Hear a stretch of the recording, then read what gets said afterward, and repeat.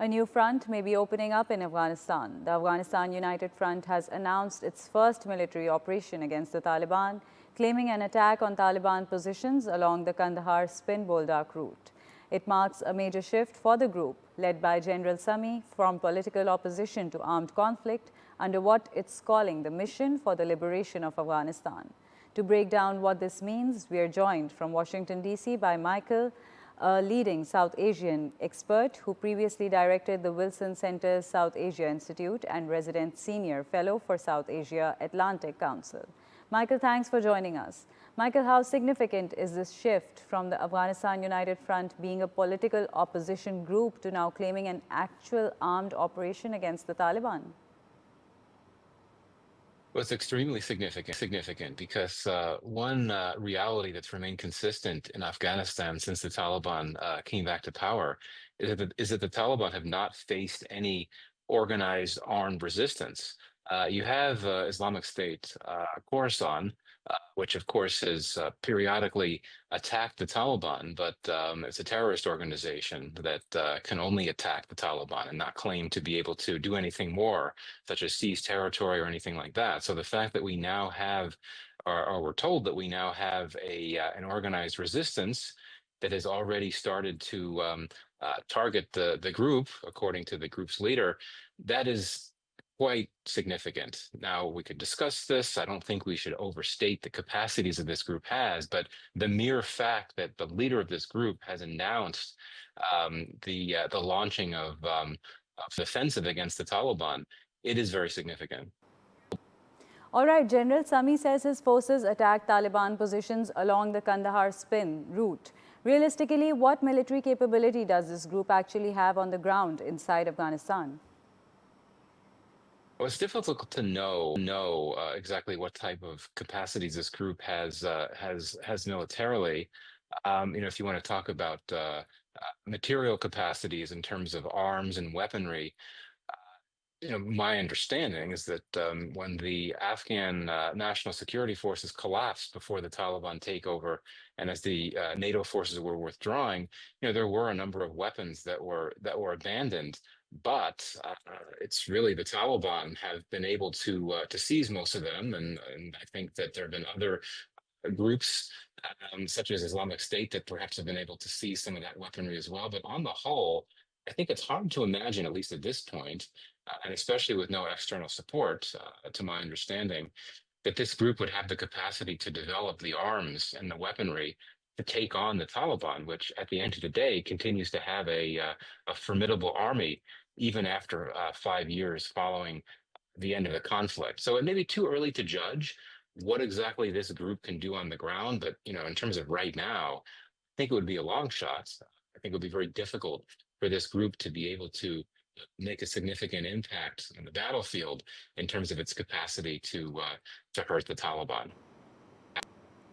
The general has also claimed he could mobilize tens of thousands of fighters if called upon.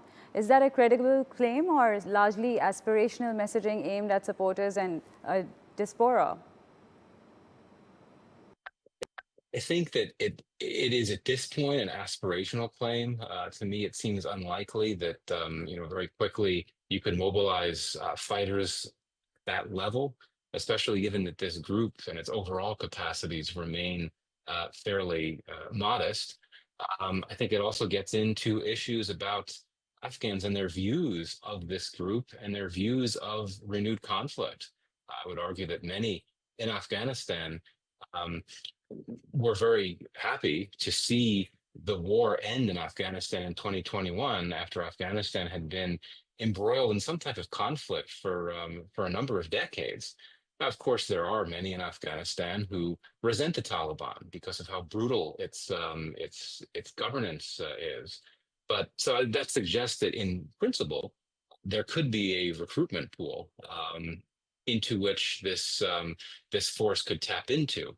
But whether we're talking about mobilizing tens of thousands or 10,000 or whatever the number was, seems quite unlikely. Just because, as I said before, I think that many in Afghanistan, even if they're uncomfortable or unhappy with the Taliban, what they really want is to live in peace and not have to worry about renewed war, civil war, or what have you. One more comment I'll say on this is that the the announcements that General Sadat had made about the group beginning its offensives, um, posted on social media, were in English. And I think that suggests that there's a broader audience in mind here, and not just one inside Afghanistan, maybe an audience in Western capitals that he hopes would be willing to provide some type of material support to the group, which I would argue is a long shot at this point. So it's important to keep the intended audience of these announcements in mind as well. Also, how is the Taliban likely to respond to this militarily and in terms of tightening its grip, domestically framing this as a foreign-backed threat? Well, I mean, the Taliban do enjoy a monopoly on the use of force in Afghanistan, and that's in part because they really enjoy a monopoly on political power. They don't really face any opposition at all, as I had said earlier. So that suggests that this group, the Taliban, pardon me, would be quite capable of quelling or crushing any type of armed resistance it's faced. Especially if we're looking at fairly modest numbers of the new resistance force here. The Taliban have been able to put down what little resistance, what little armed resistance there has been since it came back to power almost 5 years ago. And unless this group is to significantly grow out its capacities, its military capacities in the coming weeks and months, I really think that the Taliban would be in a fairly strong position to neutralize this threat. Now, in terms of how it projects this threat to a domestic audience, well, absolutely. Given the state of affairs between Afghanistan and Pakistan, given tensions, I would not be surprised if the Taliban were to accuse this group of being a Pakistan-sponsored group or something like that. I think it would be quite likely that the Taliban would try to malign this group by essentially accusing it of being externally backed, externally sponsored.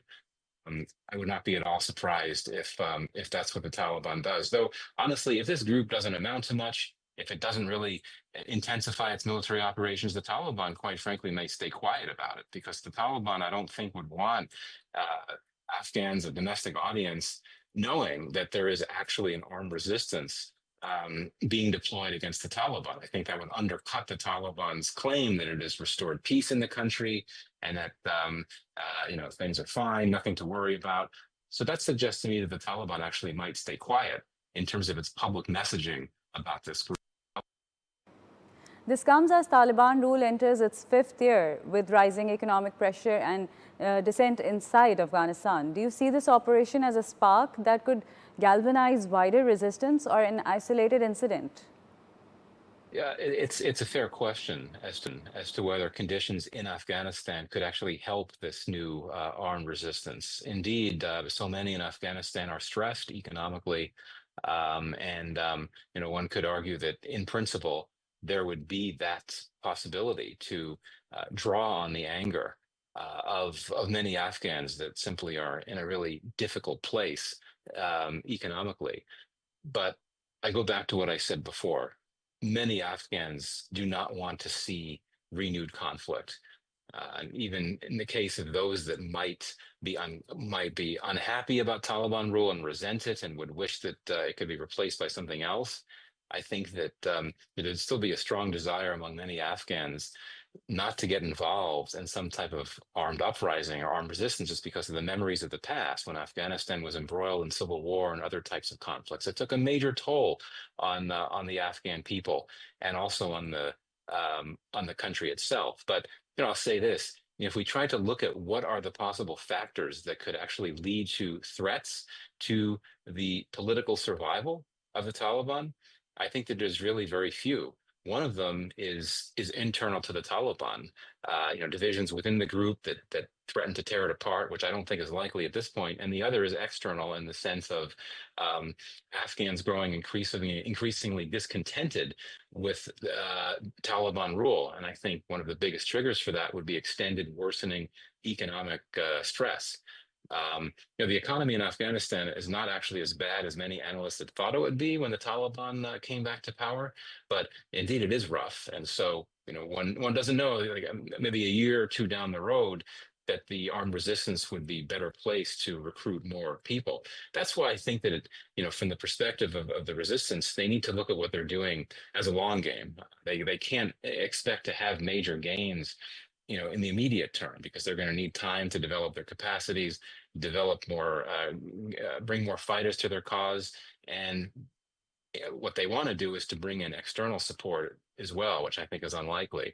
But I think that if we want to think about the possibilities for this group to be able to be more impactful, and to do things against the Taliban, I don't think we could expect anything to happen in the immediate. Given Pakistan's own tensions with the Taliban over TTP cross-border attacks, how might this new armed opposition movement affect the broader regional security picture, particularly for Islamabad? Well, I mean, we know that the tensions between Afghanistan and Pakistan have, I think, added to a significant trust gap that's been in place for the last few years between the Taliban and Pakistan. And so, in that sense, I would not be surprised if the Taliban, if they decide to go public in their comments about this armed resistance, if they were to essentially use it as a pretext to accuse Pakistan of expanding its effort to undermine and hurt Afghanistan by sponsoring this new resistance group. I think that I would not be surprised if the Taliban accuses Pakistan of backing it, and that, of course, would raise tensions further between Afghanistan and Pakistan. Aside from that, though, I don't think we should overstate the impact that this new armed resistance could have on that state of play between Afghanistan and Pakistan, just because there's a lot we don't know about this group, and it really has not been able to do much at this point. It certainly has not done enough to influence the calculus between what's happening between Afghanistan and Pakistan and their crisis.